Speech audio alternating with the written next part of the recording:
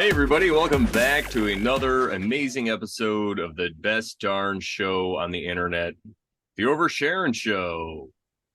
We are not live today.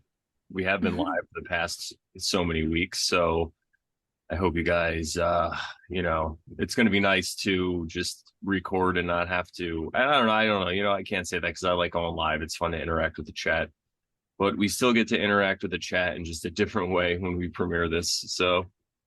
Anywho, what's going on, Sharon? How are you doing today? I'm doing good. It's kind of an overcast type of day. It's been overcast a couple of days in a row, a few days. Oh, do you get But a lot of that in Arizona? it's allegedly monsoon season. Oh, So we're supposed to get rains and things like that, but it's odd, it's here and there. And being in Phoenix, I guess they say the concrete gets so hot that it kind of, I don't know how, but it like repels the rain somehow sometimes. oh, I don't really? know how Maybe true the heat or something. I don't know how Somehow. true that is, That's what they say. Should have but got there. yeah, it is what it is. I'm just going with the flow. It's rain magic. You got to do the rain dance with radium. Anyway, that's not the topic Ooh. of this. Yeah, It could be, of this. maybe. Yeah, we could. Maybe the Anyone out next, there want to talk about radium? Hit us up. We'll get on there. yeah. We'll get you on there. I mean, all right. So I'm going to share today's quote before we get too far into the show. Today's quote is from Rumi. To complain of creation is to complain of the creator. How dare you? Yeah, How this devil is dog funny dare because you? we're kind of taking a break from our Tao series, but this is something that would fit pretty much into the Tao, Related. right? Yeah. Yes. Yeah, Rumi was probably a Taoist and didn't even know it. I love it. Oh my God. It just makes me laugh. It's like the irony, it's it's too funny. The irony is killing me. But yeah, so anyway, I recently got a new deck. It's it's like I Ching based. It's the I Ching kind of deck. So each card is there's not 70 something. There's 64 cards because the I Ching is 64 numbers and 64 hexagrams. So you have, as we were talking about, I think in the Tao, you have the straight line and then you have like a split line. And each of those have meanings based on how they're placed. Now I'm barely learning anything about I Ching, so I'm no expert, but these cards called out to me when I was like looking at them on Amazon. And I'm not really impulsive usually. I say save things in a playlist in a wish list, and I will wait and I will see if I feel the call to buy them. And a lot of things I don't end up buying, but this one I didn't even stick it in a wish list, really. I just kind of stuck it in my cart and said go. I guess we're buying it. I guess we're buying it. And That's cool. it really like immediately spoke to me, is all I'll say. But it's I don't know, I just feel a real connection to this deck for some reason. So I am going to pull a card from this. And so whatever Find Source wants us to know today, we will find out. All right. All right. So I pulled a 12 and it's called Standstill, Sky Above, Earth Below. And it has 3 straight lines for the top part and 3 uh whatever, like slotted lines or dotted lines for the bottom row. This is what it looks like. Try not to get Oh, reflection. nice. I like that I it's got really the just, three on top and the three on bottom. Um, yeah. in the hexagram anyway, because it would represent like the sky and the earth. That's pretty cool, as opposed to like a straight line, a broken line, straight line. Yeah, right. It's kind of neat. Sky above, earth below. So I'm just going to look at the 12 in here and see what it says. Mind you, again, I don't know very much about the I Ching, so I'm learning with you.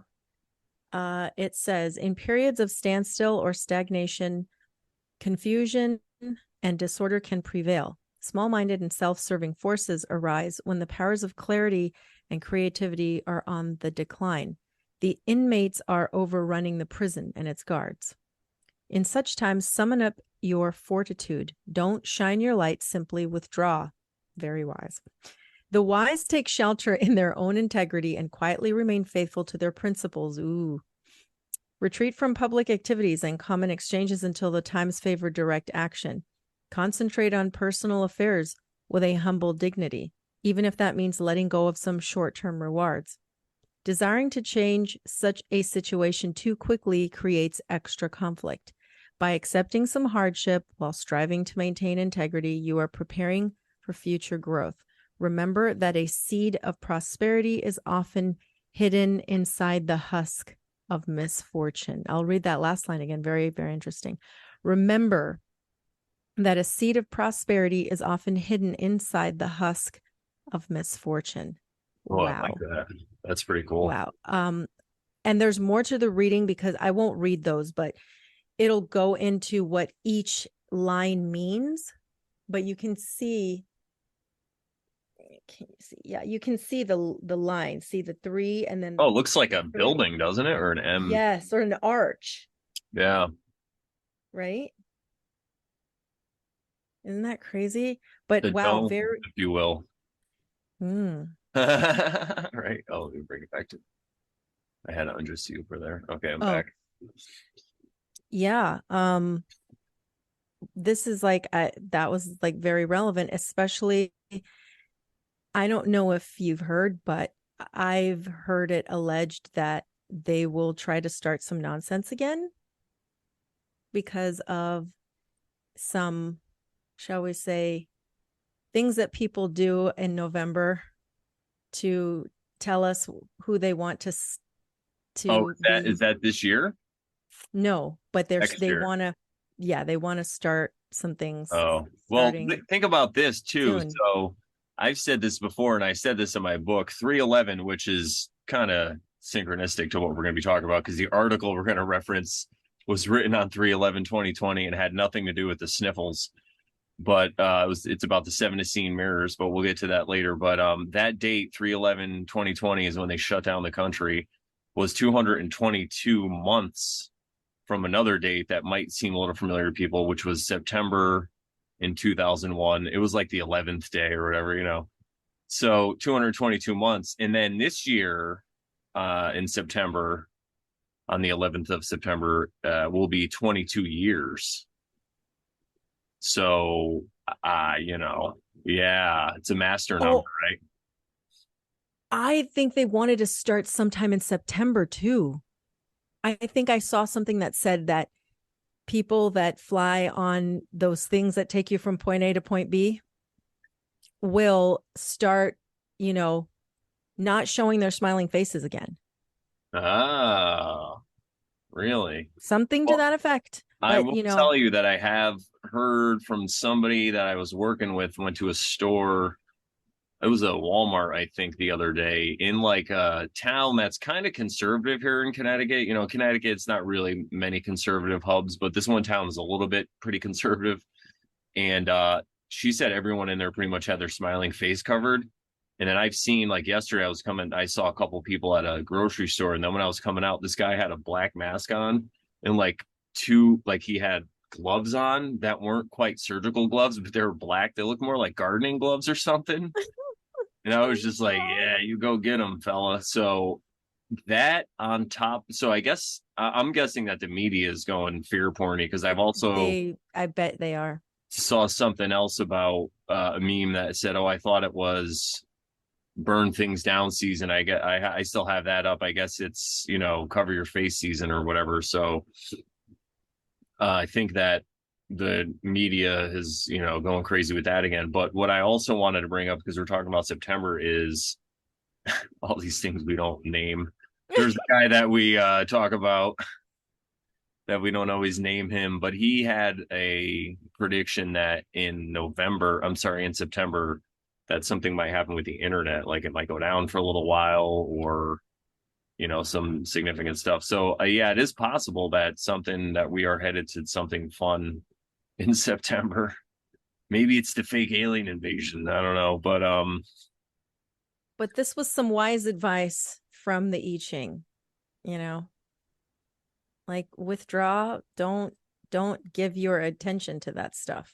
yeah, exactly. Just be, like it says, do uh just keep your head down.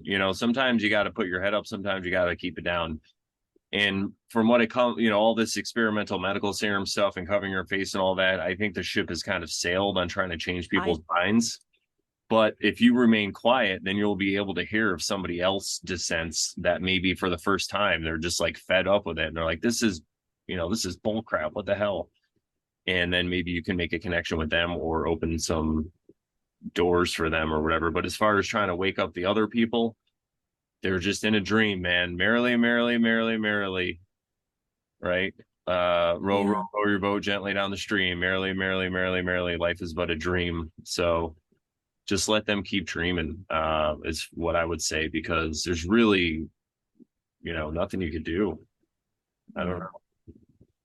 And you got to also just speaking of, because we talk about the Tao and stuff too, but um and other things that we talk about, but like compassion. And it's like they're in a space where they're still in fear mode. And so you just have to have a compassion inside of you for them, to say they're not ready. There's still a fear in them for something that they have not cleared. And all you can do is just wish them well. Like you All you can't can really. do is wish them well and send them the litany against fear from Dune. I must not fear. Fear is the mind killer. And this might be a good spot because we were going to talk a little bit about Dune, but maybe we could Yeah. at least talk Yeah, you about could. one of my revelations. And I might have spoken about this on another show recently that we did, but I feel like if you guys are watching, if you're familiar with Dune, you'll know the scene in the book or the movie or whatever however you saw it, about the gum jabbar, which is the needle with the poison tip, and one touch will kill you. And Paul Atreides gets taken in by his mom to see this crazy Reverend Mother lady, and the next thing he knows, she has a needle to his neck, and And she's his like, hand inside a box "Yeah, that is like the mind control thing, is like, if you put your hand in this box, it hurts like hell. And if you move your hand or try to pull it out, you're dead.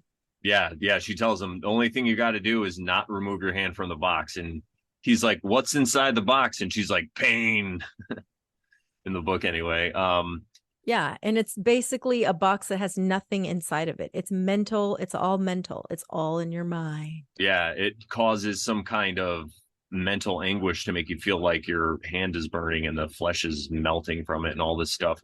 And I feel like that's the same thing with the media, right? It's just this box that's in your house that you turn it on and you think that you're going to die every day, right? So Yeah. even though you don't have to watch the news, you could be affected by this. But the way that I was kind of thinking of it was, there's a lot of people who think there's different kind of resets that happen in this realm, whether it's a flood or earthquakes or plasma from the Or sky or volcanoes, pole shifts or whatever they are. sinkholes. Yeah, sinkholes. Watch out for them sinkholes. But I feel like, from based on what I've seen, and even like if you think about Sodom and Gomorrah, where Lot was the one righteous man and he was saved, and the angels came to whisk him out, him and his family out, except for when his wife turned around and turned into a salty Sarah. Pillar of salt, everybody. So that's really the thing. Like, don't look back. But really, I think it is don't have fear, because I feel like the Gom Jabbar scene in Dune is kind of an allegory, or it could even be an allegory for these resets or anything that really happens when there's a lot of fear going on. If you don't move, if you just stay like the I Ching was saying, you just keep your head down, you just stay yourself, you don't have fear, I think you'll be all right. Even if a hole opens up in the earth and everything falls in, I think if you're just like, well, seems That's how fine it to was meant to me. go. It was about time. I guess it was about time. Yeah, that's the eventual end. But I think even if this stuff happens right in front of you, I think a way will be provided for you somehow to be out. And if not, again, like you're saying, you're gonna die Yeah. anyway, right? We're all Yeah. gonna eventually exit this realm. So, yeah, but I think that this Gom Jabbar scene is kind of allegory for how to stay alive during resets. You just don't have fear. And it kind of is the key probably to this whole realm, Yeah. because I feel Yeah. like a lot of this stuff that we experience, and we've talked about a lot of this before, from whether it's the experimental medical serum or covering your smiling face or all these things, it all has to do with choice, right? And And the so, power of belief. well, yeah, the power of belief as well, but mostly like it's like choice. Like, so you have to choose to get the experimental medical serum, or you have to choose to cover your smiling face. Now, I know there's a couple places that I wanted to go where they absolutely would not let me in without covering my smiling face. One of them was a hospital, and this was like in 2022. But I didn't Oh, really, I'm sure I could have went about it a different way and got some kind of way to do it, but I still didn't have to cover my smiling face. And sometimes you might have to give up things. I mean, I didn't need to go to the hospital. I was just visiting somebody. But sometimes there's things that you have to give up in order to not cover your smiling face. So I think that kind of goes along with that as well. in But other words, you can opt out of saying, "Hey, listen, I can't visit you, but I send you my best wishes and, or send something with somebody or whatever." yeah, and I'm sure if you really wanted to get in there bad enough, you just have to talk to either an administrator or somebody, because the liability for that is just through the roof. If you know what you're talking about, they can't be discriminating against you because of your religious belief. Could it be, right? I'll just say it that way. But I think that it's all a choose your own kind of reality. So even if the realm is breaking up in front of you, if you choose to not have fear because of it, I think that you'll be fine. I mean, it's kind of like as above, so below. Mm. Anytime that I've stood up for myself in situations and just basically put my foot down, it's always seemed to kind of work out where I didn't have to do what they wanted me to do. And then sometimes I chose to do things because I wanted the reward or whatever it was. But when it came to covering my smiling face, I absolutely was not down with that. So but yeah, same thing I think though with the resets. If things are gonna happen, and it really seems, because I know you've been sending me some articles from the archivist with analog Ben guy, the BenBen guy. Shout out to him. I watched so many of his videos. They're amazing. And he talks about all these cities that they found. He reads these articles from like the 1800s from several different newspapers around the country. And it seems that the newspapers were a little more independent back then, so they could report on things. But the things that they found, and I was watching the one that you sent me about the subterranean ocean, or the subterranean, all the stuff under the Mississippi River that they found when they were I building haven't seen that one yet. they were What? building a river from like St. Louis or whatever across the river, and they were going down like 100 and something feet, and then they were dynamiting, and they opened up this cavern, and it was like a subterranean world down there. It was really crazy. And they found That is insane. walls with like writing on it with like hieroglyphics or whatever it is. Some people say they think it's like the uh I don't know. I'll remember it again. But he kind of, in his work that he's done, in this other guy that he talks to, Dr. Longo, shout out to him too. They kind of found that it all comes back to this like Finnish or Phoenician root, all these writing with the characters, and even has some stuff to do. Looks like it was like the root of the Chinese ideograms and all that stuff. So it all came from basically like one source, it looks like. So all that writing was down there. And there's all these mounds that it's like Wow. for 7 miles, there's like lines of different mounds, and underneath they found cities, and it looks like this tunnel connected them all. So yeah, it Wow. looks like there's definitely things that buried all these cities, and it looks like there's just levels on top of levels on top of levels, like they just Oh keep going my. down. So I would have to surmise that, especially with the work of that other guy that we don't know his name, it looks like it is a possibility for some kind of crazy resets that we're just not aware of. And if that is the case, that's just a function of the realm. There's really no reason to fear it, because I've talked about this before too. If there are resets and it does work out that way, I feel like the reason for the reset is to kind of help along what the whole purpose or point of this realm is, which I feel like we're here to expand our consciousness and to elevate it and to, raise our consciousness. So if we're not doing that, and say there's large groups of people not doing that, and they have this technology that they made and they could just sit around all day and, not even if they're just sitting around all day, but whatever they're doing, they're just really, their main purpose in life is to gratify their sense pleasures, which I was stuck in that myself. And I had to wake up and get out of that. So I'm not judging people, but I feel like if it gets to a point where so many people are doing that, then maybe the realm comes around and just resets it and cycles all these people back through so they could be born into the houses or born into the families of the people who survived, who would be the people who didn't fear it, and I really feel like these resets are for the people who try to get on top and control everything. I think they're aimed at them. Like, I really don't think they're for us. They're not for the general people unless you have a lot of fear and you're in that vibration. So maybe there's just a vibration or something. So that's what I would say to that. Just keep doing your thing and follow your intuition. Yeah. It's funny you said it. Could it be that it's for the people that want to pretend like they're in control and the people that live under their fear? Because they're the ones that actually need to do that spiritual work, because the ones that think they're on top, have a power trip, and that comes from a childhood wound, probably, of maybe having their power taken away from them when they were small. And now they need to feel like they're in charge and they need to take power for themselves. And so they exert that on other people.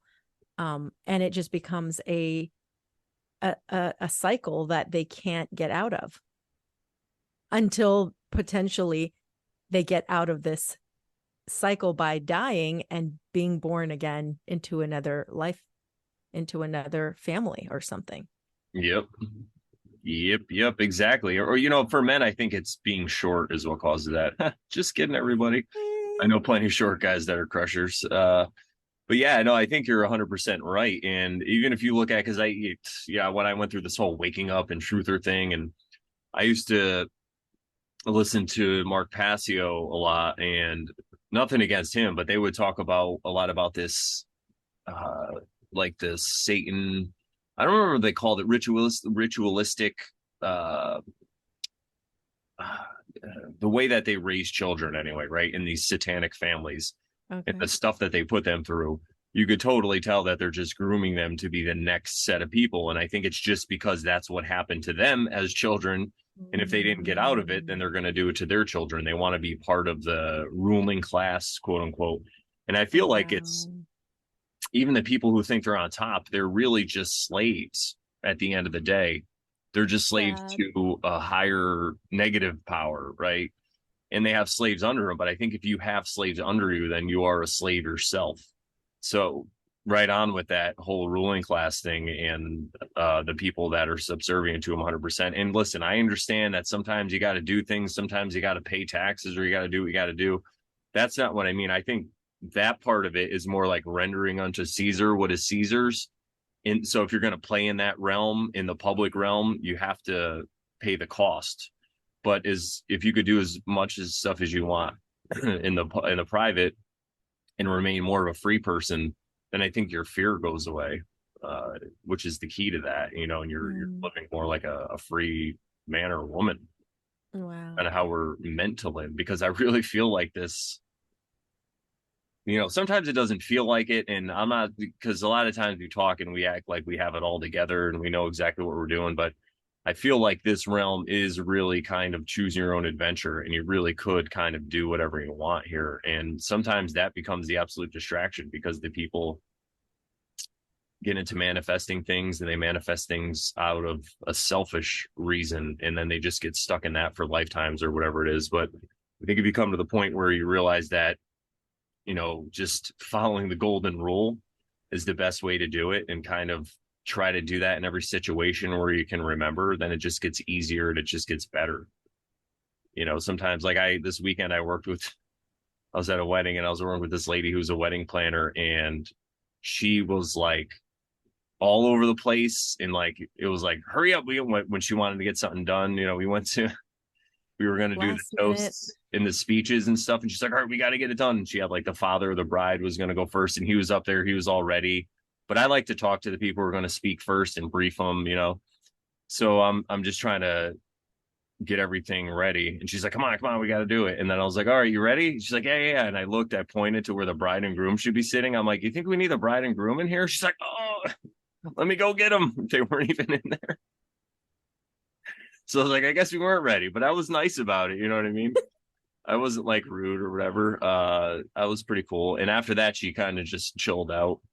So, but yeah. And then I could That's sit there, funny. like maybe in the past, I might talk crap about her or whatever and say all these things and have a bad day because of it, try to butt heads with her. But then I realized that, maybe she went through some stuff. Who knows? I mean, she was from Manhattan. So that alone's probably pretty rough if she grew up in Manhattan. Anxiety, stress, it's Yeah. like Yeah. and Everything's a it lot causes quicker people there. to just be on this like cycle, like this wheel. Hurry, hurry, hurry, do everything.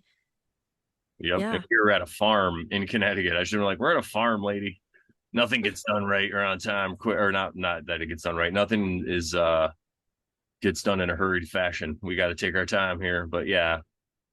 So it's just little instances like that with in your everyday life where you could start to make these changes. And what I do is kind of try to empathize with people, for whatever reason, if I don't agree with them. So Good call. yeah. Is there anything else about Dune you wanted to quickly talk about for a little bit, or anything that you kind of blew your mind when it came to it? Um, Ah, off the top I of got my head. Sharon. See, this is what happens, Sharon. Usually she has her things ready to go, but I threw a curveball at her. I'm just Yeah, letting you put me on the spot. No, it's all her good. know. Um, It's good practice, though. yeah. What's funny is that sometimes when I'm listening to something, I'll have like a notepad open on my iPad and I'll take notes about stuff that like jumps out at me. But I mostly do that with like YouTube videos. I haven't been doing that with the audiobook as I'm listening. But yeah, some things have made me really think about things and I haven't taken notes on it. So I can't off the top of my head remember. Um, No, I hear you. Well, plus it's also more for entertainment. So sometimes you don't yeah, want to be taking notes, right? You just need like I mean, in yeah, this whole I don't know what you would call it, like lifestyle of looking into things and opening up stuff. Sometimes you find yourself watching videos and looking into stuff and reading for hours and taking notes. And sometimes you just need something to kind of chill out and relax. yeah, So that's kind of yeah. how I look at these audiobooks And because that's how I do too. Yeah. I've been into the Wheel of Time pretty hardcore in those audiobooks. And there's several times where I almost stopped and took some notes, and I'm like, I don't know, I didn't have the inkling to do it. But there's a lot of really good quotes, so maybe I should start doing that. But what I could say with the whole Dune thing, there's something that keeps itching at me to say is kind of the setup for it and what happens before Dune, because a lot of people are into Dune and maybe the later books, but um, not as many people were really into the prequels, or maybe they haven't had the time to read them or whatever, because there's so many different books. But the universe that it's set up in, and I've also talked to some people who don't really like the writings of Brian of The sun. yeah, Frank Herbert's son, Kevin. So it's Kevin J. Anderson and Brian Herbert wrote those, which I understand. I think Frank was a legend in the way he writes. I mean, that's why he's Frank Herbert, and that's why he wrote Dune, right? And that's why everybody loves it. So I understand that, but I still think there's some really cool lessons in there. One of the lessons is about AI, artificial intelligence, and the machines taking over, because you probably heard about like the Butlerian Jihad, and they mention that, and they have this. I was going to say law, but it's more like a religious commandment, which is thou shalt not make a computer in the likeness of a human mind or whatever, Oh, like that. yes. Yes, that stood out to me for sure. And it's funny because if you look at it and you well, what the conclusion I came to after listening to all these books and prequels and all the books afterwards was that it wasn't really the machine's fault, right? It wasn't the machines that took over. It wasn't their fault. It was really the humans or the men and women, because what happened was they created this society, and this is about 10,000 or so years before the Dune book.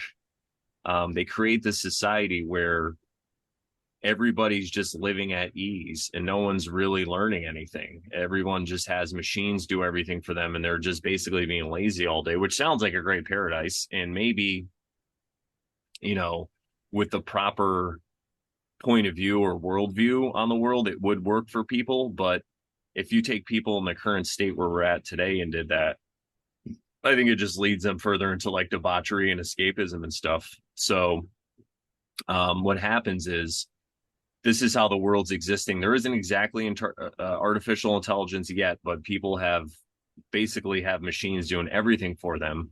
So there's this group of people, men and maybe one woman, and they're called the Titans. They're really smart, and they realize, hey, we could take over this whole thing. It'd be so easy to take over and just rule it because no one's doing anything. They're just being lazy. And humanity's basically spread out over a bunch of different planets at the time. So they do affect this whole, I guess you would call it revolution, and they take over. And each one of them has their own planet that they rule, and everything's going great. But one of them's like the super computer programmer, and he happens to invent this artificial intelligence called Omnius. In short order, Omnius basically takes over everything, and they're slaves to him. Omnius doesn't kill these Titans, though, because the Titan that created it did put this strict thing in that they could never hurt the Titans. So he kind of just keeps them around.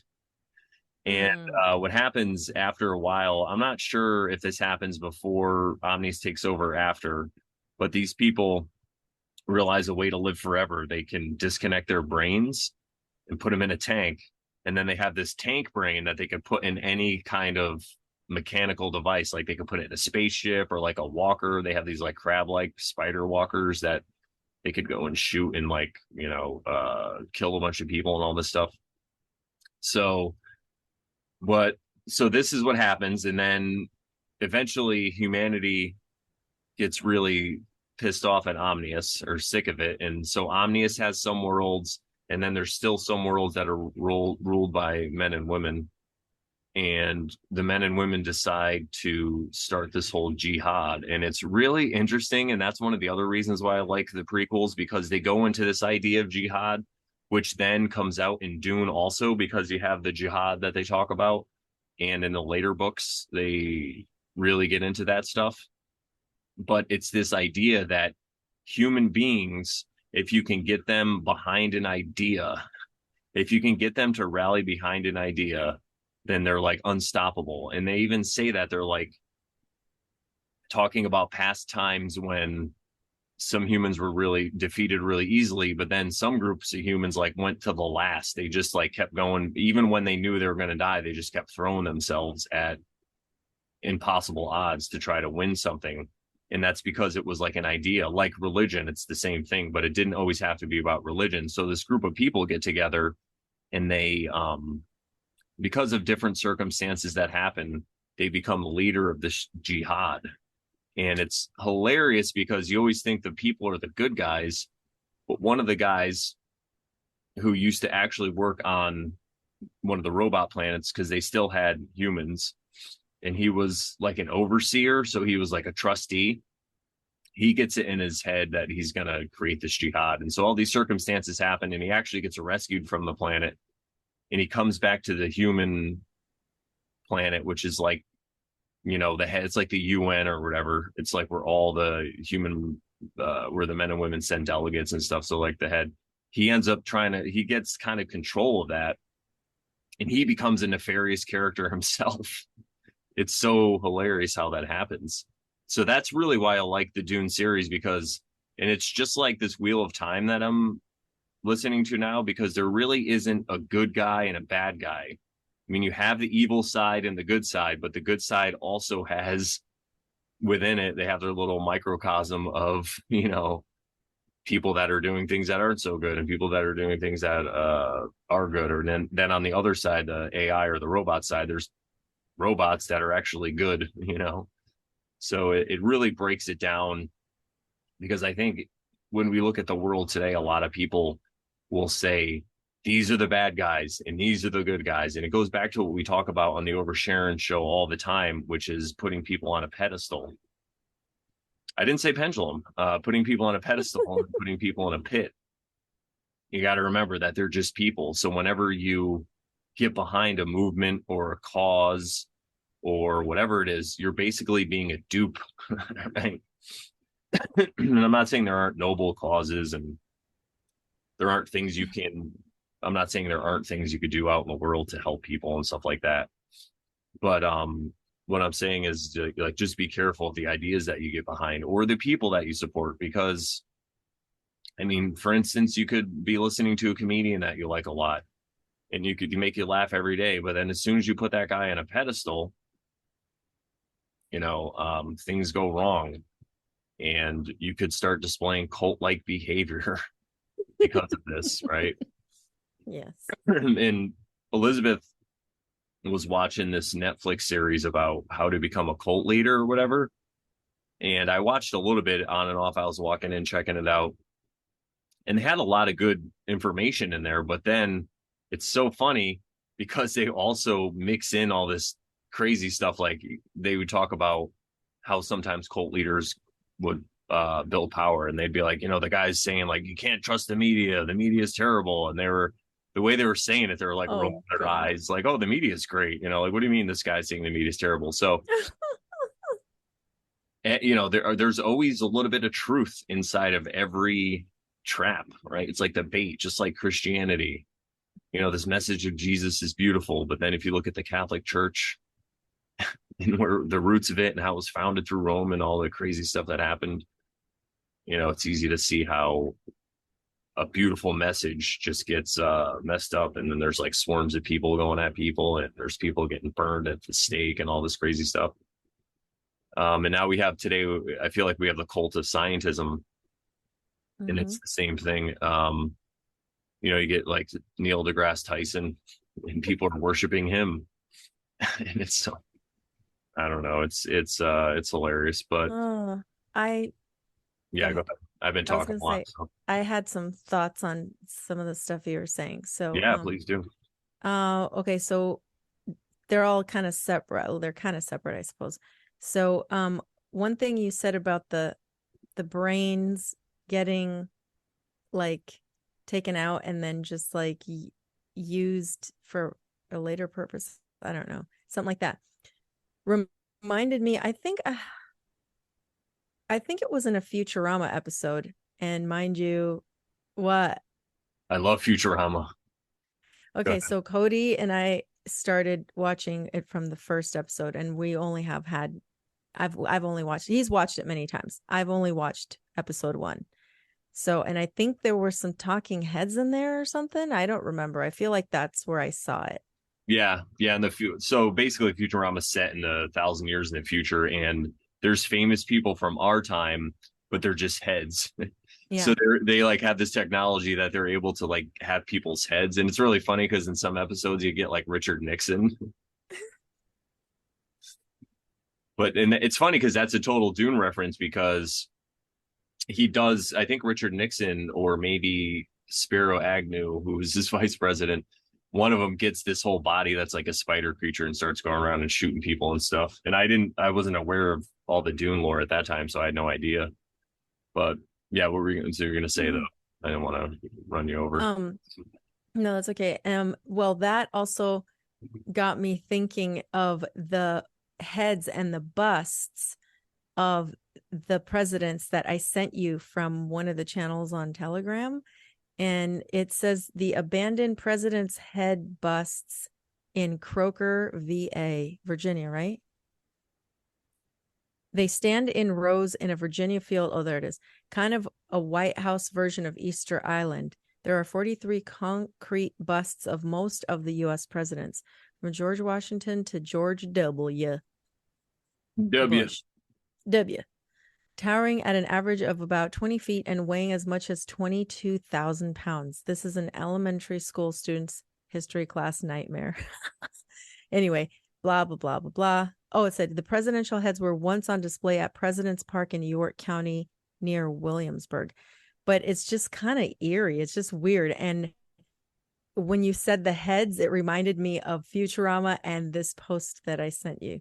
Kind of creepy, huh? Yeah. Do you have the picture? You could always share that. That was a pretty, I think it really sends home the creepiness of it. Oh, good call. It Yeah. also kind of makes me think while you share, you could go ahead and share your screen. I'll just say I'll this, find that it. Yeah. maybe there's a reason for those in the future that they have, if the people that quote unquote run the world, or they think they run this world, they have plans and they know about the resets. It's possible that those busts are going to be used at a later time for something else, like it's really crazy because just the idea of the United States and the freedom and all this stuff and the way it's used now to keep slaves, right? Keep wage slaves that think they're free. Who knows what that idea can turn into after a reset, like maybe it's part of the plan. Yeah. Okay. Let me see if I can share the screen real Trust quick. the plan, Sharon. Trust the plan. Trust the plan. Yeah, I love Futurama. That's a you'll probably really enjoy that. Because back then they could say a lot more on TV too. So they're really going Can you for see my people. screen? Yeah. Yeah, I can see it. Wow, yeah, that's just creepy. Yeah, that's some person standing right there. And then let's see. Does it let me scroll? Ooh. Crap. Let's see. There you go.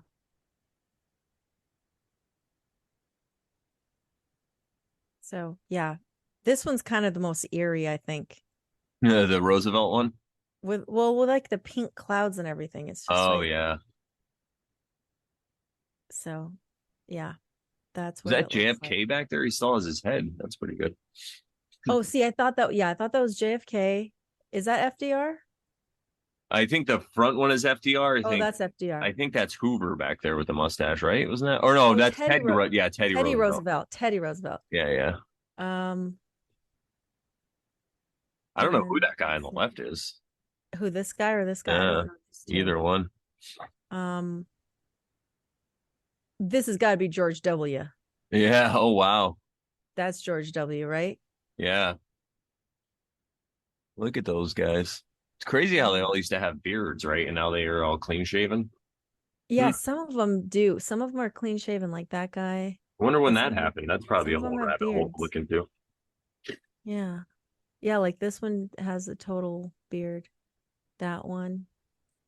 That one, like, because I don't know which ones they are necessarily. This guy. This land is your land. It's also funny too because for a while they didn't have beards too in the beginning. Yeah. Andrew Jackson. Andrew Jackson. Yeah, I was gonna say Andrew Jackson. Yeah, so there you have it.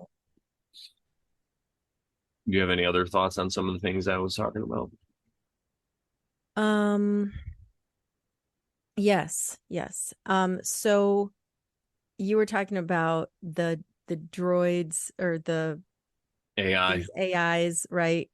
And I was thinking about Star Wars because I started to watch them just a couple days ago, and I haven't watched them in a long time. Mind you, I only saw them one time ever, so like I'm watching it for the first time, because I don't remember anything about them.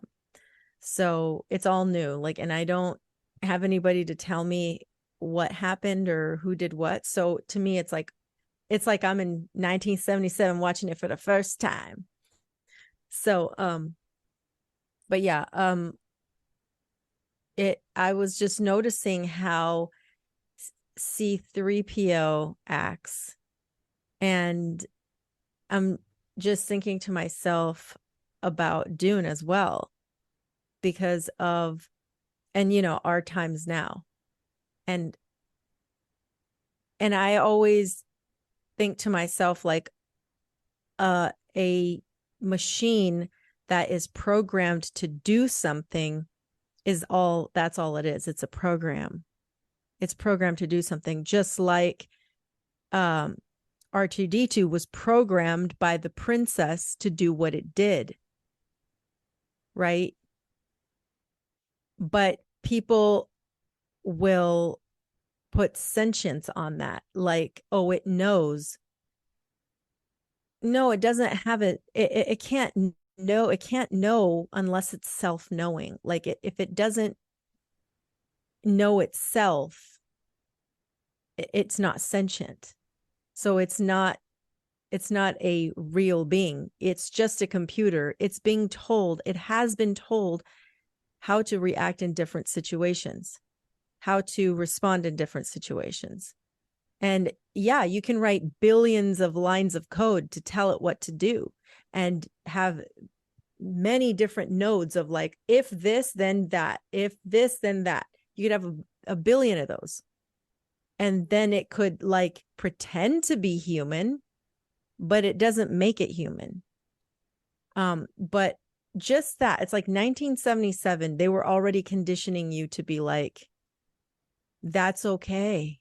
It's okay. You're going to have this someday. You're going to have this robot doing things for you. And, you might treat it like a human. You know what I mean? It's just weird. Yeah, it's funny I was because just noticing that. Futurama covers a lot of that stuff. They even talk about, because in that time they do make androids that are just like they could look like people in the Futurama show, and they have this whole thing about dating one or having sex with her or Oh whatever, and it's my like gosh. highly looked down upon. They're like, and they have this little video that they show, and it's like an old timey video because everybody already in the future knows it. I'm like, oh, you don't even know? Watch this video, and it's like, I think it's even black and white. That's And funny. they're like, when Robbie wanted to date a computer or whatever, and it ends up with the guy just in Oh his my room, and he never God. wants to leave. Like he never has to go outside for anything. So it's so hilarious. And what you were saying about the computers where they don't really have a sense of self, it's kind of funny because I was talking to our good friend Joe about that. Joe P, shout out to him. Be seeing him soon. Where Well, actually, by the time this airs, we probably would have already have saw him. Aha. What's up, Joe? It's nice meeting you. Yeah. Yeah. But where he said he was telling me how, because we were talking about AI, and he was saying how AI doesn't have an ego, or sorry, the artificial intelligence that we have or that people talk about doesn't really have an ego. So it's only going to do what you program it to do. In a lot of these dystopian movies, though, that goes wrong, right? Because the computer's programmed to like figure out a perfect solution. And then like that movie War Games from the early 80s with Matthew Broderick, like the machine decides to just cause a whole nuclear global thermal nuclear war because he thinks that's the answer. It's like it's going to happen eventually anyway, so we might as well just do it. Spoiler alert, they stop it if you haven't seen the movie. But I think that's a really good point, because why people are so afraid of computers gaining sentience and then taking over. But why would they want to do that? I think that's just a reflection. Could it be a mirror of what people see in themselves? So they think that a computer is going to do that. You know, Yeah. I don't know. It could be. I got to plug in my laptop, but Okay. that could probably get us into our next topic if you want. We're gonna, unless you had any other comments about what I was saying about Dune. um, I was just gonna say also that you had mentioned like there are good and bad machines or in the in Dune or whatever, and there's like good. Would you say there was good and bad AI People, and good and bad people, right? So to me, I think you can also talk about that today. Like maybe we're getting into that realm of like good and bad, right?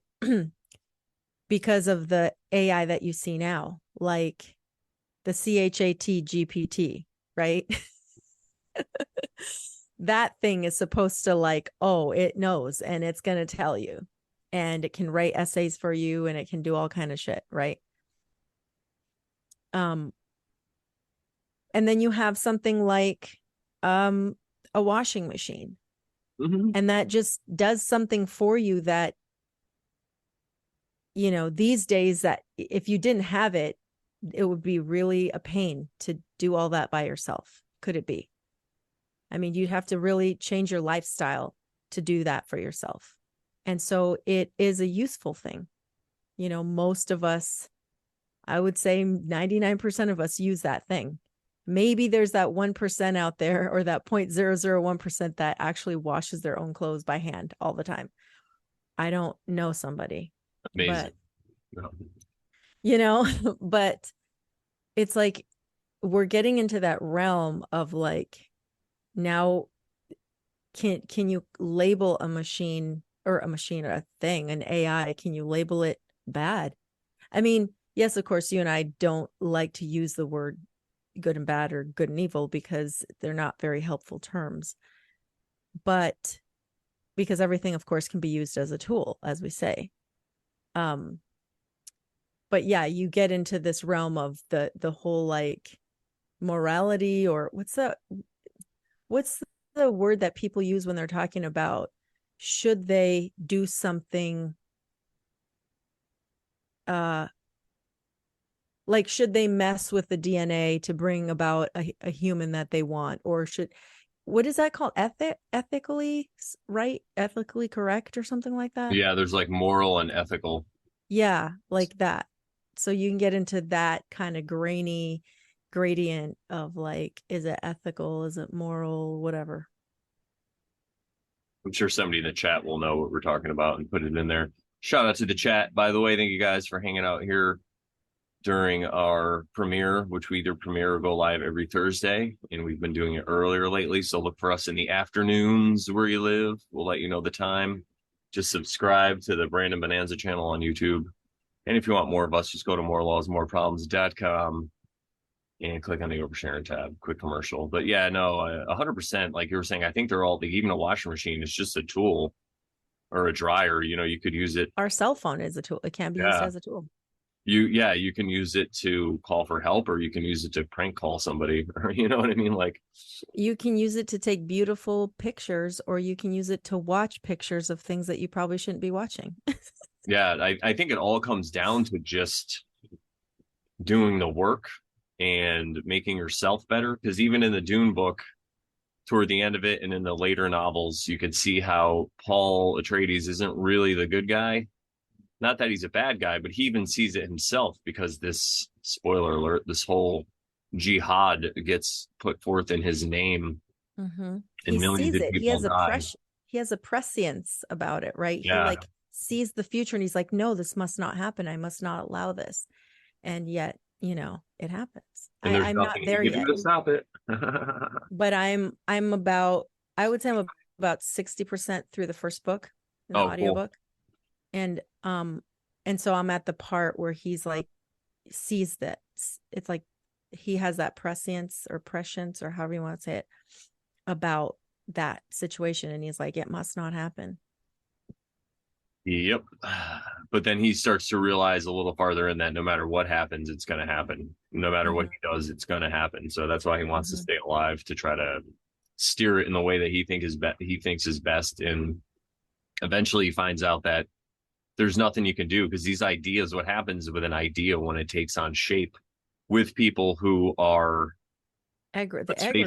not doing the work, right? Yeah, it's exactly what it is.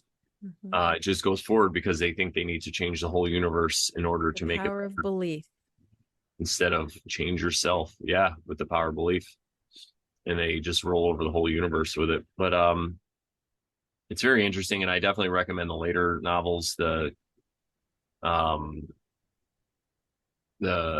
third book, I think it is the fourth book. The fourth book, God Emperor of Dune, I believe it is like one of my favorite. It's amazing. It has one of my favorite characters anyway. So the God Emperor himself, who's not Paul Atreides, but I won't say who it is. You can figure it out all for yourself. You can read it. I don't want to give any spoiler alerts, but he's an amazing character because he lives for like thousands of years and he just has this view of things where it's like, oh man. And anytime something bad happens, he's like excited about it because he's like, oh, I'm surprised. Like, because he hasn't been surprised by stuff in so long, you know? But yeah, so I definitely recommend that. And again, it just goes back to the stuff we talk about all the time, really. It's just, where's the problem really? Is it out in the world, or is the world just a mirror of you and you see what you don't like out in there because it reflects your own behavior of what you don't like? Like, I quote my brother-in-law, but he used to say to us when we were growing up, you are the problem, you are the solution.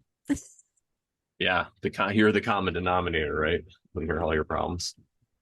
So I guess with that, we could go into this thing with the seven mirrors they've seen. So Sharon stumbled across this video about the seven Essene mirrors by Gregg Braden. And And this is not the video, this is just a summary of it. yeah, this is just a summary. Yeah, I gotta move this out of my way so I can see. Okay. And that's what we were saying, which is hilarious because she wrote this, even though the article came out on the 14th of March 2020, she wrote it on March 11th, 311. the day that the whole world changed. The Yeah. NBA canceled their season. That was the first those anyway. Um yeah, so Yeah. we'll put a link to this Mm-hmm. in And the video, we can put a link to the video as well. But yeah, I stumbled across this information in a Telegram chat. Somebody had mentioned this guy, Gregg Braden, and the seven Essene mirrors of relationship. And I didn't know anything about it. So I bookmarked some YouTube videos to watch for later. And at some point, several days, maybe even a week or two later, I went back through my list and saw these and I thought, oh, I need to check this out. And I was immediately just really drawn to it because it resonated so much that I ended up finding the full 2 hour, I think it was a 2 hour or his little explanation or his presentation on the seven Essene mirrors. So I went online and looked for a summary of it and I found this one. And it sounds like this one's the one to read because just of the synchronicity that we just talked about. So I'll read just for those who didn't watch the video or don't have time to.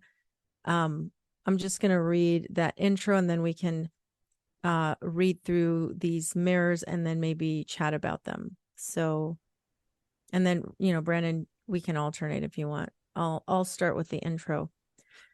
Gregg Braden is an internationally renowned 5-time New York Times best-selling author, scientist, researcher, educator, and lecturer. He is a pioneer and visionary in bridging science, spirituality, and human potential. From around 150 BCE until AD 70, there existed a small Jewish sect called the Essenes. The Essenes were a group that left Jerusalem, it seems, in a protest against the way the temple was being run. They were a separatist sect that considered itself the true form of their religion.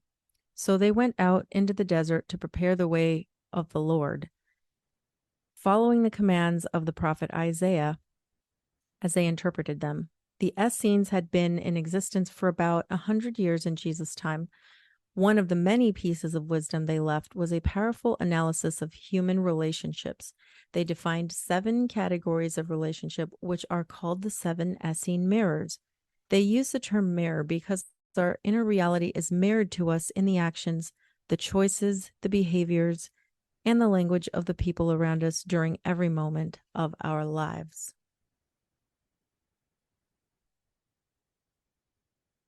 So, any thoughts on that, Brandon? well, the fact that there's 7, it reminds me of Hermeticism in the Kabbalion.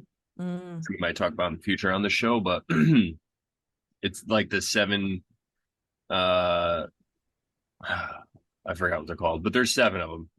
Yeah, and there's 7 of a lot of things. Like in the Bible, there's a lot of 7s in the book of Revelation. Yeah. So I would imagine that this knowledge was probably born out of some kind of esoteric information out Numerology. there. Yeah. The first Essene mirror, I'll just go ahead and read this. The first Essene mirror of human relationships is that of our presence in the present moment. This mirror represents what we direct to the ones closest to us on a regular basis. Do we feel anger, fear, anxiety, resentment, happiness, appreciation, compassion? When this mirror is active, we are surrounded by individuals and models of behavior that reflect back to us the feelings, emotions, thoughts, beliefs, and behaviors we are consciously or subconsciously emanating at each moment in our daily life. When we recognize a reflection of this first mirror, it can often be a catalyst of change in the way we interact with everyone around us. Well, that's great. It's kind of like it leads you to a dark night of the soul when you become conscious of this.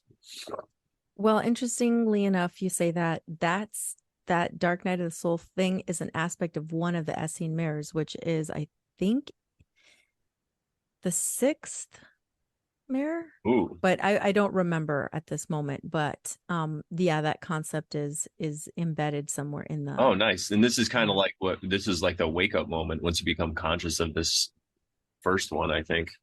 Yes. And I think going back to that first one, I think the example he used is like just the energy around you, and like what are you attracting, what are you like if you go, I could be wrong, but I think this is the example he used. If you're like on the street in your car and all you're doing is encountering, you know, red lights, cars that are slow, cars that are getting in your way, that sort of thing. Like that is mirroring your energy, because especially if you're going, you gosh darn son of a bumblebee, what are why are you XYZ, get out of my way, and I admit I've done it.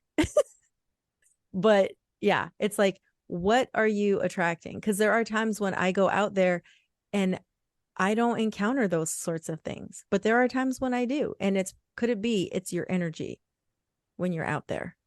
Yeah. And also sometimes that stuff happens for a reason that I've noticed. Like Yes, yes. I've been late or whatever. And it's just perfectly on time. Yeah, it's exactly because somebody was like, had me stop at a red light or whatever it was, driving slow, or there's an accident or whatever, and you're sitting in traffic and you're worried.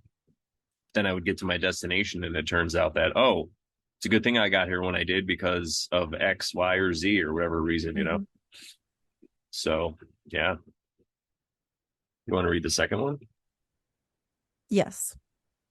So the second Essene mirror is similar, but more subtle in its reflection. Sorry, more subtle in its reflection than the first. This mirror tells us about the judgments we hold about ourselves and about others in each moment. These are often models of behavior that were forced upon us during childhood.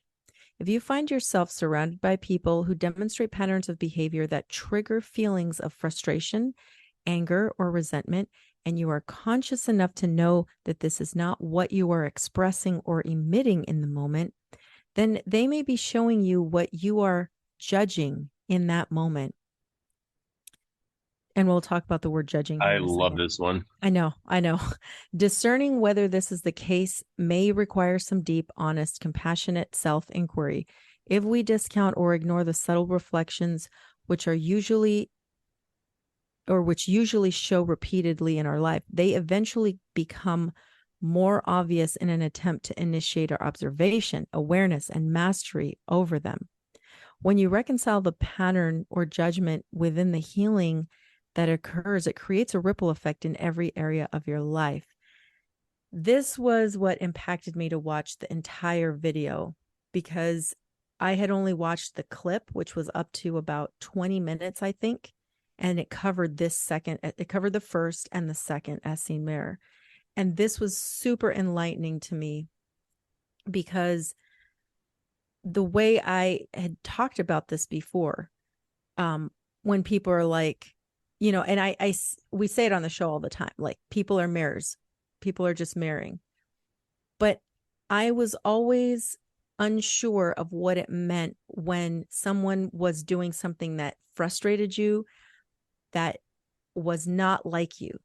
In other words, if someone is a pathological liar and you are like diligent about always being honest about things, and you see a pathological liar and you're just infuriated by it, or you're frustrated, or you're angry, or whatever, it's still a mirror, but it's not a mirror. Like, this explained it to me finally in a way that I finally could understand and comprehend, that it's not a mirror because I'm a liar too, but it's a mirror because I am being judgmental about liars. Because could it be I would judge my own self that way if I were to lie? Like, Yeah, so I like it's that. a very self-righteous thing. Like, how dare they be a liar? Like, I'm better than them because I'm honest and I never lie. And so it's about your negative view of, and that's what I mean by judgment, or what he probably means by judgment. Because sometimes when we've talked about this before, but the word judgment gets translated by people in different ways. And like, some, even though I do hyperbole when I say, you're sending someone to hell, that's hyperbole. Like, I'm being like over exaggerating on that. It just means that I view them in a negative light. If I'm judging them, I'm viewing them in a negative light. I'm viewing myself as better than them because they're doing something that I dislike or I find atrocious or something. So, Or maybe something that you used to do and now you don't do it anymore. So you're like, well, how are yes. they still doing it if I don't do it anymore? And you're right. We talk about this concept a lot. So if you're new to the Oversharing Show, welcome. But all of our astute every week watchers and listeners know we talk about this. So if you're not somebody who, if you're somebody who just catches the show once in a while, first of all, how dare you watch every Oversharing show? I mean, how dare you not watch every Oversharing episode? But yeah, we talk about the difference between discernment and judgment. So if you meet somebody that's a pathological liar, the correct thing I think to do would be to have compassion for them. But that doesn't mean you have to be their friend and hang out with them and go roller skating with them, right? You could still choose to not be around that energy, but you could just say to yourself, maybe they're a liar because when they were a kid, they had to lie all the time so they wouldn't get beat up by their dad. Yeah. Or whatever it was, or so they could eat, or whoever knows, even if that's Right. not the case, at least you can have some compassion. And then now you're not labeling them the bad man or the bad woman. You're not putting them in the pit, right? Right. Because as you're doing that, it only harms you. It's only, why? Because you're the one angry. And that anger, when it's held in and it's not healed and transmuted, it causes, disease in the body, dis-ease. It could be anything from aching pains or, all the way to like cancer, or Heart disease, heart disease, or, whatever that is. stomach ulcers or something. It just doesn't, the body will use it and do something about it and then warn you. Exactly. I'm going to put this back up. So that's the second mirror, which is really, I mean, even if you only catch the second mirror if a lot of people know about the first mirror, like you were saying, but the second mirror Mm-hmm. is a good aha one. Cause like you said, if you're not a liar, you're like, well, why am I getting so pissed off about this? Mm-hmm. Because you're judging it. All right. Mm-hmm. The third Essene mirror. This mirror reflects certain sensations in the presence of others. When we look into someone else's eyes and feel something magical or familiar, like an electric charge or goosebumps, we may not even know the person, and yet we may feel we want to spend as much time as possible with this person. The wisdom of this mirror's reflection reveals that during the course of our lives, we knowingly or unconsciously have lost, given away, or had taken from us part of ourselves in order to survive, fit in, feel safe, get ahead, etc. This third mirror of human relation becomes easier to recognize when we understand our attraction to people who embody the things we have lost, things we are seeking to make us feel whole or complete again. Our body may actually have a physiological response, like we were saying, right, to that, and we will recognize it as a magnetic attraction to certain individuals. So I know that I've definitely felt this before. And from the stories that we've told on the show, we probably both have felt this before. And I think it's Yes. really mind blowing because it makes so much sense, right? If we see something in somebody else that we had to give up, we're attracted to it because we want it back, but we don't realize that we could just get it back ourselves by showing a little bit of self love or forgiveness for ourselves. Yeah. So what I remember him talking about in this third Essene mirror is that he had met a lot of people, and mostly he had met a lot of men who would tell him that they were constantly falling in love with every other woman that they met, you know? And it was like they didn't realize that this was just a mirror that was to show them that can we go back to just us on the screen? Yeah.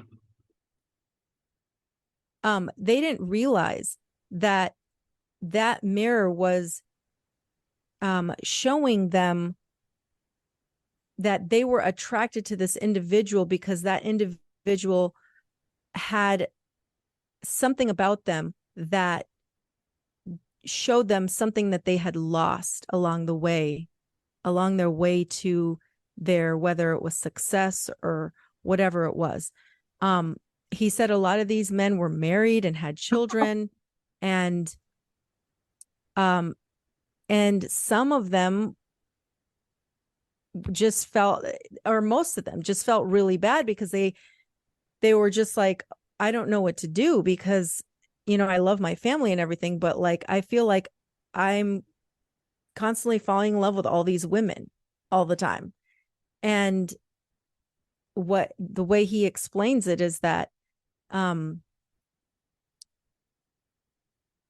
like these men sometimes along the way, they gave up a lot of things to get to the place they were. And so when they look back, if I remember correctly, I think he gave his own example of like a woman he met and he never even got her name, but he and her, they met at some conference and they ended up spending the evening together walking around the whatever, just in the evening. They walked all evening and then they each went to their own rooms and whatnot, but they just felt this deep connection and desire to be around each other and chat with each other. And he didn't figure it out until they left and they said goodbye, and he knew he was never going to see her again. He didn't even know her name, nothing. And he realized what it was that he lost along the way. That was the connection that he had with this lady, is that there was this deep innocence about this lady. This just like, you know, an innocence that she had that he longed for again to have in his own life, but he lost it along the way because of all the things that he'd done or gone through and gave away, to lose that. So I think that was the example he gave.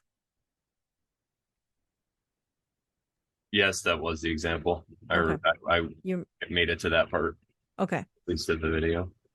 Yeah. So I went to hit more? mute before I sneezed, but I didn't make it in time. I thought I might have, and then I looked Oh, and I did laughed. you? Oh, I mean, I don't think I even heard it, to be Yeah, honest. Zoom is really good with cutting all this stuff out. Not that this is Yeah. commercial, but all right, we can go back. I'm seeing your messages now. I didn't see them before. All right. So Am I reading? yeah, we're these just now? lightly glossing all this stuff just to make people aware of it. And you can go do your own research on this stuff, check out that video, and then let us know if you have any questions. And we could always cover this in a future episode. You Yeah. want to read the fourth one? Sure.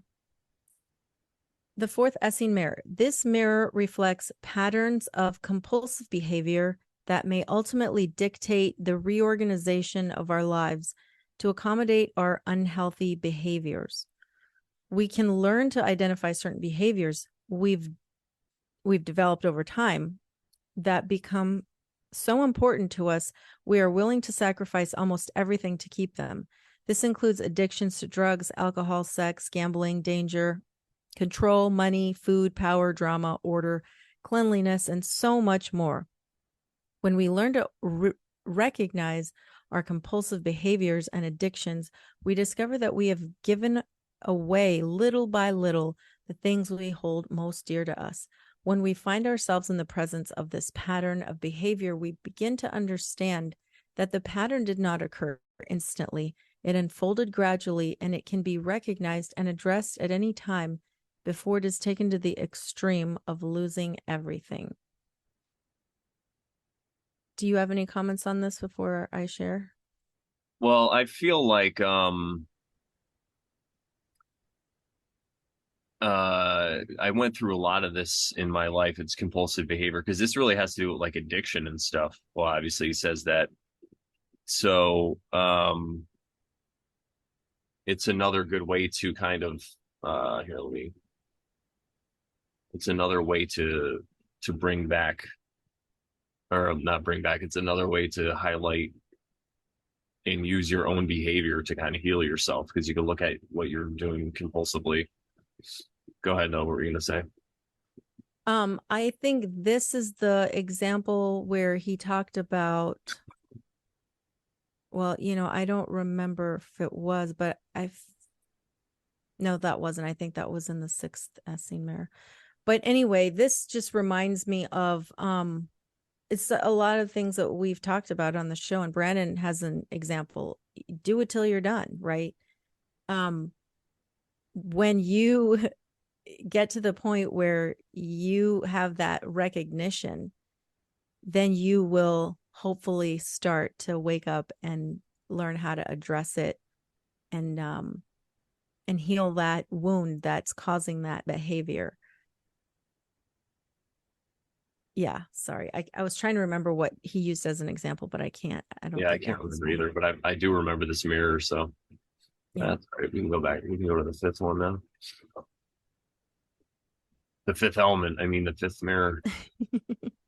All right. So the 5th Essene mirror. This mirror is perhaps the most powerful in that it reflects back to us why we live the kind of life we live. This mirror relates to our parents' influence over our influence in our lives. Though this mirror, through this mirror, we are asked to entertain the possibility that perhaps the actions of our parents toward us are mirroring our beliefs and expectations of the relationship between ourselves and that of our higher power, Heavenly Father and Mother or Creator. Both the sacred masculine and the sacred feminine aspects of our Creator are represented by our parents. Through this parent-child relationship, we witness our parents showing us our beliefs and expectations of the divine relationship we have with Source. If we find ourselves being judged or criticized by our parents, there is a high probability that our parents are mirroring our own belief and perceptions that we are not worthy or not valued. This mirror allows you to see more clearly why we live in a certain way. Through our relationship with our parents, we can recognize and question our beliefs and expectations about who and what we are. And I do like this one because people do struggle with this a lot of times. With their parents have all these expectations of them and they don't quite understand why or what it is, or they think it's something that holds them back.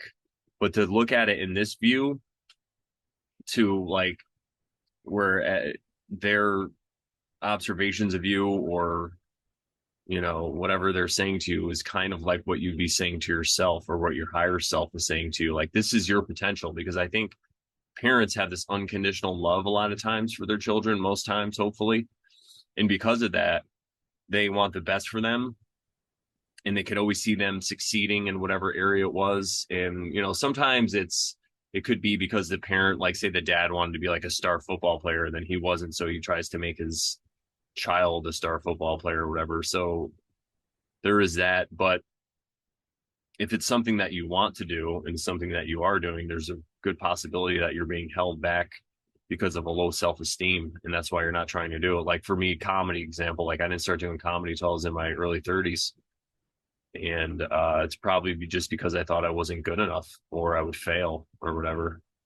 And then I realized that there really is no failure at comedy. You just do it, or you're doing it, or you're not doing it. It's really what it is. You know, it's like anything you want to do. Like if you want to learn how to paddleboard, if you do it enough, you're going to figure it out and you're going to be able to paddleboard. But if you don't, then you're just going to give up and then you technically fail. But it's just because you chose to, right? It's Yeah. crazy. Not that everybody should be a comedian, but if you think you're being called to do that, you know, it's like give it a shot.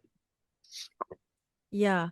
The interesting thing about this one, and I'm not, saying he's wrong or anything, but I feel like it doesn't resonate for me that it's my mirror per se of how I think God or the creator feels about me, but it's more of their childhood having imposed, and their current beliefs having imposed upon them a certain sense of what they think the creator is. And so they send that down to you. And it's your job eventually, because when you're a child, you don't know any better. You're just like, oh, I guess that's how it is. But as an adult, you have an ability to go back and heal that mentality that is potentially flawed, especially if, for example, you grew up in a very judgmental environment, such as the one where I kind of grew up in, which was that, you should look like this, you should dress like this, your hair should be like this, XYZ. And if you don't, you're unacceptable to God. You're unacceptable to the creator. And that imposes on the child a sense of not being good enough, a sense of maybe unworthiness. Maybe I'll get sent to hell because XYZ. But I don't think that a child comes in with that necessarily. You know what I'm saying? But yes, it is maybe now my mirror because of the way I grew up. But I can heal that, knowing that I am part of this beautiful divine creation, and all of us are, and we're all worthy. We're all worthy of love. We're all worthy of compassion. All of us, every single one of us. No, And we just have to be able to get to the point where we can tell ourselves that and believe it. yeah, no, 100%. What I could say though is the way that your parents could be a mirror is they wanted you to go to heaven, right? Or they wanted you to like walk in the light with Jesus, but they just had a misunderstanding of what that was, unfortunately, because of what they went through. So you could kind Mm-hmm. of back it up to their original intention for you, and it possibly could be a mirror for you, right? In which I feel like you're living that lifestyle anyway. You're living according to the golden rule. So in their own way, they thought that you had to cut your hair and not listen to like, Or Ozzy not cut my Osbourne, hair. or not cut your hair or whatever it was, right? Or for men, it would be cut your hair, I guess, maybe. Even Mm-hmm. though Yeah. Jesus had long hair. Yeah. Yeah. Um, I would tell my brother always told my mom Jesus had long hair, and she would get pissed. yeah, didn't Jesus have long hair? No, because he was black, he had an afro. No. But yeah, I think that it could Yeah. still be a mirror in that way. But I exactly hear what you're saying, and I think that's where people kind of get tripped up because they blame their parents for a lot of their situations that they're in now because of what their parents did to them. Whereas you've got over that and you see the mistakes that they made and you're trying to correct it in your own life for your whole family or whatever, basically. Yeah. All right. So it's moving along right nicely here. We got what, 6 now? Yeah. Right. I'm just going to blow my nose real quick. Okay. Sixth Essene mirror. This mirror was called Dark Night of the Soul by the Essenes, but is not as threatening as it sounds. With this mirror, we are reminded that life and nature have a penchant or penchant. I A don't, penchant. Yeah. Well, that's how. I would say penchant, but I Yeah. feel like that's how I've heard it. For balance, it takes an extremely skillful master to disrupt the balance in our lives. This mirror offers us the opportunity to lose everything we've held dear in our lives, to see ourselves in the presence of that naked nothingness, and to find the power and strength to return from the abyss, whole and unscathed. This is when we see ourselves in a new light and recognize our highest levels of mastery. The greatest challenges and difficulties in our lives are only presented to us after we've mastered each tool necessary for overcoming the challenge with grace and ease. We will never find ourselves in situations that require us to demonstrate levels of mastery beyond our ability. It's like he said uh, in the presentation, he said, like that saying that says, "You God never gives you more than you can handle," right? Um, let's see. Through where was I? I'll never. From this perspective, our greatest struggles provide us the opportunity to demonstrate our current level of mastery rather than being seen as tests that require us to pass or fail in life. Through this mirror, we can see ourselves laid bare without the emotional charge around all of the paradigms we've surrounded ourselves with that we think protect us. Through this mirror, we have the opportunity to see ourselves as the masters we truly are and realize that the process of life can be trusted and we can also trust ourselves in life. And I think I do remember the story behind this one. I think he said that there was a man that he knew or who told him the story, and this man worked, had a wife and children, and he was very diligent with work, and they sent him to a new location, and he was doing like that, and he was living in another place, and things got distant with his wife and his children, but he just kept doing it, and eventually they moved him into a same, I don't know if it was the same office space or the same place with this woman, and they were always around each other. They thought they fell in love with each other, and he lost his wife and children, but he kept doing what he was doing. And then eventually that woman, I think, was like, bye, like, can't do this anymore or whatever. And he called Gregg and he was like, what do I do? Like, I've lost everything. Oh, because eventually he ended up losing that job and everything, like everything just fell apart around him. And so I think this one was talking about how sometimes we need that like experience of like losing at like, what is it that we need to see when we lose everything?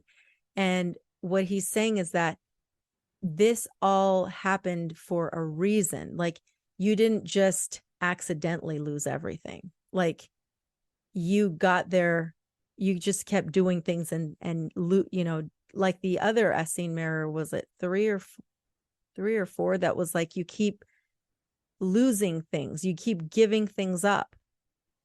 And I think this is when he said that he asked someone, or someone asked a man, some executive of something, and he was just being honest. And they asked him, like, what did it take for you to get to where you are? And he's like, every time I raised up another level, I had to give something up. And so but he said the thing about it is that when that happens, it's just like that saying says, you are never given more than you can handle. So basically you have it inherently to be able to work this out, because you've gotten to this place. It's going to be okay. You have the ability to come back from this. and you can rise up out of that hole that you dug yourself or whatever. I don't know. Can't, No, I like that 100%. It's like you got there one step at a time, right? yeah. You think you lost everything, but it's like it all fell away. And sometimes it falls away as it needs to fall away. Like you said, it is we think it's a bad thing, but like you said earlier, the seeds in that I Ching book, Yes. the seeds for Yes. rebirth are contained in the destruction. Isn't that insane? Remember that a seed of prosperity is often hidden inside the husk of misfortune. What a total like sink that I pulled that card. That's crazy to me. This deck is insane. I'm like, I might have to get one now. yeah, it's really good. All right. You want to read? I want you to read the last one. Yeah. I think we are almost at an hour and a half, so that's good. All right, the seventh Essene mirror. This mirror invites us to allow for the possibility that, regardless of its outcome, each life experience is perfect in its nature. And this is what we talk about all the time. Allowing for perfection in our imperfections. This is the subtlest and often most difficult mirror to face and accept. Regardless of whether we attain our highest aspirations, which have been set by others, we are requested to view our endeavors in life without comparing them to any external standard or reference. The only way we can view ourselves in failure or success is through the lens of comparison to others. What is it that we hold ourselves accountable to, and how do we measure our success? With this mirror, we are invited to allow for the possibility that each aspect of our life, our physical, academic, personal, and professional achievements, are perfect as they stand. We will see that they are through this mirror, recognizing that they can only be judged as less than or more than when compared to something or someone outside ourselves. We are asked to choose only ourself as a reference for our success. This reminds me of the whole thing about it's better to succeed. It's better to fail in your own dharma than to succeed in someone else's. Nice. Right. So I think this really goes to, I mean, it sums up what we've been saying for now. Will this be our 100th episode? Oh my gosh, I don't know. Maybe. Yes. No, wait. Well, technically it is because we're recording it before, but it'll be our 101st. Oh, 101. Okay, well, that's good that we know that, so we could make some kind of announcement on this Thursday when we go live. But you guys are seeing this the Thursday after, so we're time traveling here. But amazing. Yeah. But yeah, it's really about, if you don't judge what happens in your life according to other people's, in this success or whatever you're doing at work or whatever, or your love life and all that. Because I know even when I was single for a long time, and a lot of people that are still single and that are struggling, they see other people happy with somebody else and they believe that that's their fate, that they want to be with somebody else and be happy. And sometimes the time is just not right yet. There's other things that have to happen. And maybe the person that you're meant to be with just isn't in the right frame of mind yet, or whatever it is. And I know for certain, like 100%, that was me. It had to exactly happen when it did. And this is one of the most hardest things to accept, especially because of our society. There's all these standards we're supposed to meet, and you're supposed to have a job, and you're supposed to have a pension, and you're supposed to have a house and wife and kids and all these things, and 2 cars in the garage and cable TV, right? And whatever it is. And if you don't have these successful things, then you could be looked down upon by other people, and especially yourself. And that's what we're really talking about. That's the most important thing. It's when you can't accept your own circumstances, and you don't accept them, you're going to be suffering. And this really is the key, I feel, to not suffering in your life, is to just accept it as it comes. It's hard to do sometimes, but the moment you can accept it, then it no longer bothers you. Yeah. So like, is it the Tao that says everything is perfect? In so many words, yeah. Yeah. get to Okay. that in our So, now series, but it's something like yeah. it says something like, "Do you want to change the world?" I don't think it could be done. The world is sacred. If you tamper with it, you'll ruin it. Which I love. Yeah. Yeah. You'll ruin it. Exactly.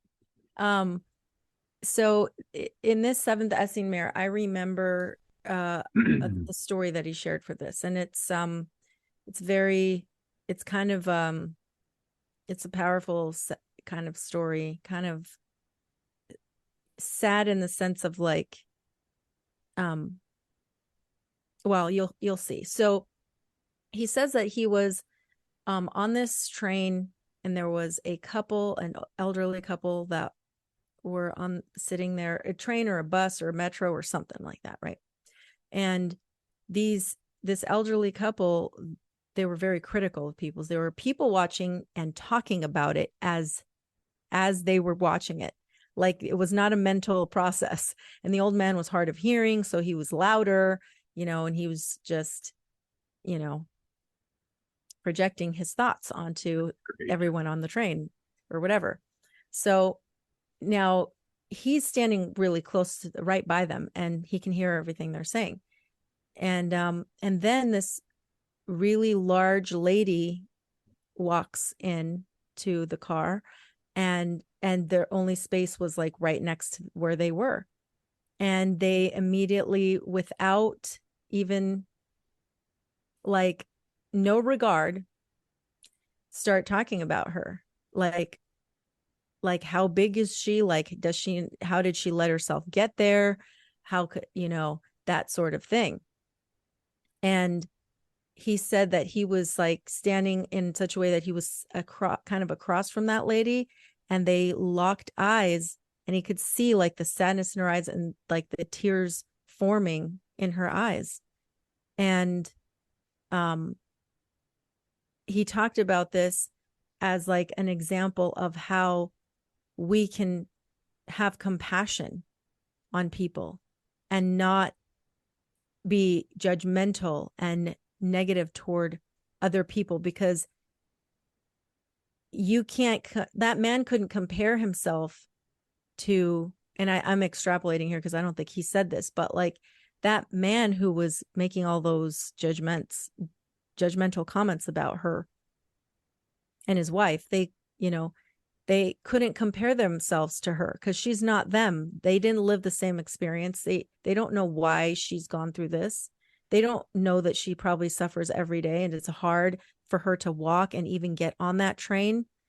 I think he said she looked like she was a good 400 pounds or something, because he had a friend he had met somebody and knew somebody who was that big. So he knew that was a difficult thing for her. She was probably doing something in an emergency, because it was probably very difficult to get out in public. And so for them to be like that, but at the same time, he also was like, I can't judge the people doing that either. You know what I'm saying? So I really loved his approach, because it was about compassion, having compassion for both of them, Yeah. because we can't compare ourselves to someone outside of ourselves. We are perfect just the way we are in the moment that we are, because we may learn from whatever experience we're experiencing right now because of whatever we're going through for a future moment. The moment we are at right now isn't completely permanent. There's always room for change. So we can't, you can't judge yourself, therefore you can't judge someone else outside of yourself. Yeah, I don't know if I'm even explaining that right, but No, I hear what you're saying. Well, I think when it comes to judging, I notice in my life too, it's when you judge somebody else, you just you can make yourself feel better about yourself. It's like a quick way to make yourself, well, at least I'm not 400 pounds, or at least I'm not this, yeah, at least I'm not that. When sometimes it's good when you're in a negative place, right? And you have all these negative things going on. Sometimes it might be okay to judge some people to try to make yourself get out of that, right? So you could look to like the silver linings of things. You go like, well, at least I'm not 400 pounds. At least I don't have to do this. At least I don't have to do that. But you could still have compassion for that person and judge them. And that's what I would do if I saw the guy judging him. I would just think to myself, well, he probably, has a lot of stuff that he hates about himself, so he has to point it out about all these other people in the train car, their flaws. Yeah, exactly. So, all righty. Well, I have to wrap this up because I have a meeting in about 30 minutes and I would like to eat something, but this has been great. It's been a while since we recorded something pre-recorded, just something by ourselves. So it's kind of like it's funny that it's the 101st episode because it's kind of like a throwback to what we used to do all the time before we even started having guests, right? Yeah. Yeah. So, well, thank you guys so much. Thank you, everyone in the chat. Shout out to you guys for hanging out, especially all the way to the end. Let us know what you think. Leave a comment. Make sure you like the video, subscribe, share us with people you think that might like this stuff. And yeah. Anything you want to say, Sharon, before we Yeah, I was going to say one quick thing. Oh yeah, go ahead. I could have sworn I saw Wheel of Time as a show somewhere. I don't know if it was Amazon or something. I think the Amazon made it a show. Yeah, I've heard. Okay. But I don't know. I haven't watched it. I saw it and I was like, isn't that a book that Brandon was, Brandon and Nick were talking about? Somebody said that to me, like, oh, the show, and I didn't even know it was a show. I was like, oh, there's the show. Oh, yeah. I didn't know if you knew because I figured you wouldn't have known necessarily that it was a show. So yeah, if you reached me a couple weeks ago, I wouldn't have known, but I have since learned because I've been asking everybody because I'm trying to find somebody just in my real life. Like when I go to do weddings or whatever like that, people I know, I'm like, have you, or Wheel of Time? And they're just like, no. I'm like, come on, man, someone has to have read this. But I know plenty of people online and that have, so we'll be having some good discussions. I'm sure it's very interesting. It's very good. Hard to say little things about it, but I'm sure you'll be hearing about it from me in the future, everybody. So don't you worry. But yeah, one more shout out to the chat. Thank you guys so much. You're the reason we do this. It's so amazing to have people come and hang out and interact with us and then glean knowledge and share their experiences with us. So if any of this resonated with you too also, and you want to share an experience, share something in the comments, let us know. Or if there's a question or something you want us to talk about regarding this, let us know and we'll do it. But yeah, and I hope you guys are enjoying our series on the Tao. We've been getting a lot of good feedback about that, so I'm excited. Indeed. All right, well, what do we say to the good people, Sharon? Once you start over Sharon, then you totally stop being a Karen. That's right. So Sharon, and we will see you later. Bye, everybody.